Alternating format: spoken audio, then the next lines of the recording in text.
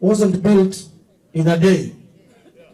Rais ako na mwaka mmoja ndani ya ofisi, lakini watu wamepiga siasa mingi, wanaleta incitement mingi, wengine ati sijui Ruto must go, sijui Ruto must go where? And is the president where? Hakuna mali rais anaenda. Ako raisi kwa miaka 5 na ingine 5, amalize miaka yake 10. Ile mambo inaendelea ya kunyorosha uchumi wa taifa la Kenya. Hata wakati ya Uhuru Kenyatta ilifanyika.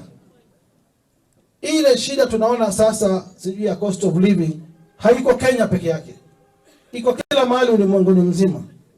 Kwanza ilikuwa ni ile vita ya Russia na Ukraine. Sasa kuna vita nyingine imekuja Palestine na Israel. Leo jana usiku mafuta ilishuka chini. Sijaona watu wakisherekea kwa mabaa. Watu pesa ya pombe wako nayo, lakini pesa kunyorosha uchumi hakuna. Nchi leo zimeendelea duniani kama Thailand, Singapore, Umarekani, huko UK, wananchi ulipa ushuru. Na rais sio mtoto mdogo, tuko na rais mjanja, msomi, anaelewa. Sio kulikuwa na kelele ya mafuta. Sio jana mafuta yameenda chini. Hata hii kelele nyingine rais ataangalia na itaenda chini. Kwa hivyo yeye kuna mwaka mmoja kwa ofisi, tumpatie support. Anasikia zile kelele ziko, si hata kuna kelele ziko na rais anasikia. Kwa hivyo ataangalia ile ukarabati atafanya hapa na pale. Maybe hii mwaka mpya unakuja, cost of living inaanza kwenda chini. Lakini tusianze kusema ati president must go.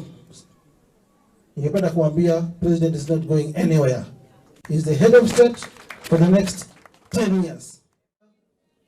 Hiyo wakati nilikuwa shemeji yenu kidogo, nilikuwa na kambrembo wengine kutoka huku. Lakini nafikiri ameenda kufanya biashara ngambo sasa. Akakuja na rafiki yangu, alikuwa asla, kweli hakuwa na kitu.